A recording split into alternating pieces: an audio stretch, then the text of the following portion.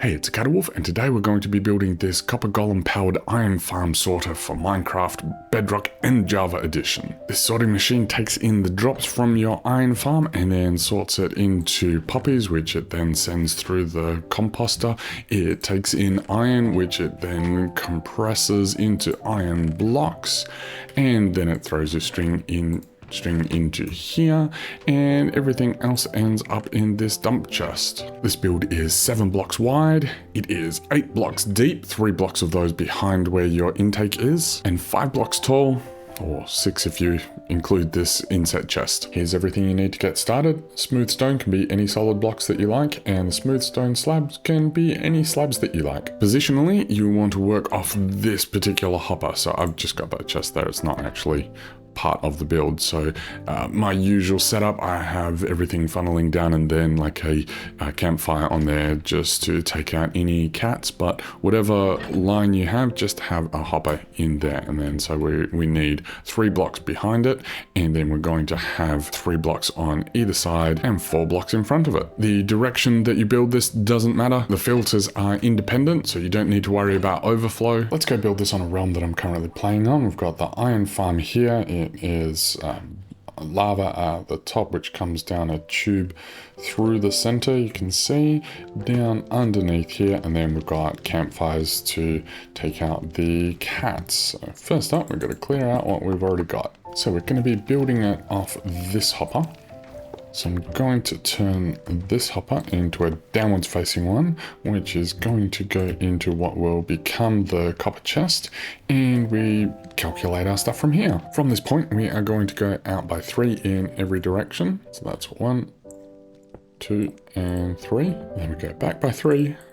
So from the front, we want to go 4 out. 1, 2, 3, 4. So we're coming out to here. And then we're going to take this area down by 3. So below, we go down 3 below where the copper chest is going to be. Across this entire area. From this copper chest, we're going to put a temporary block out like this, and then we're going to create the area that the golems are going to stand. So we put that there. And then a solid block for where the golem is going to stand on top of. And to make sure that the golems don't get out, we're going to put 1 there. We're going to put a double chest across here and a piece of glass on top here. So that just makes sure that the golem doesn't get out. Now, standing underneath, we want to put our carved pumpkin there. Now, there's a problem with this realm, so there's just that star there. There's a golem there. You're just going to have to trust me that there's a copper golem there. So if you've got issues with the flooring, we want to make sure that that is clear so that this chest can be opened by the copper golem. And so that this functions as a dump chest, let's put our chest there with a hopper there. That way the copper golem will put items into here, it'll clear out and go into there, and so you'll see just whatever. Okay, from here we are going to put a chest there, a double chest there, 1 chest there, and then a double chest there. So we're going to have poppies go into this one. We'll deal with the numbers later. Yep, iron's going to go into that one, and then this one is going to have our string. So let's set up our filters. This is going to be for the iron filter. We're going to come down. So we've got 2 and then 2.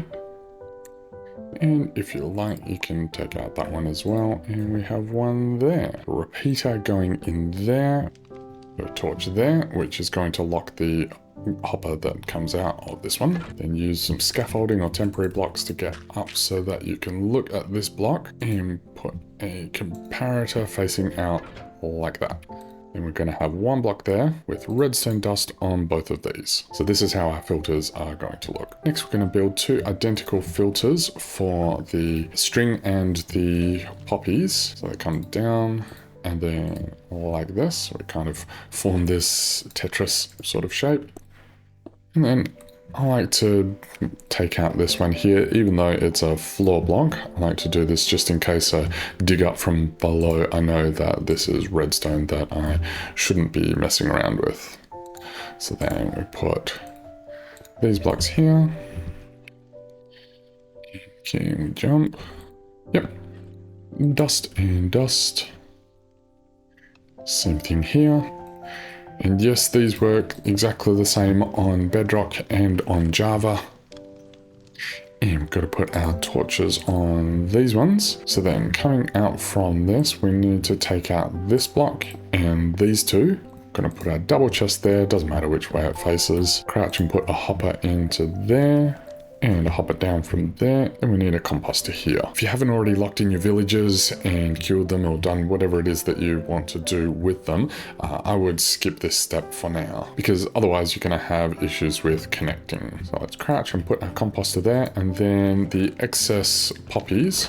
So it's going to fill these up. The excess poppies are then going to come down here and are going to get turned into bone meal. So the next step, we're going to build the auto crafter to turn all these ingots into blocks. So grab your crafter, and underneath the double chest for the string, we're going to put one crafter.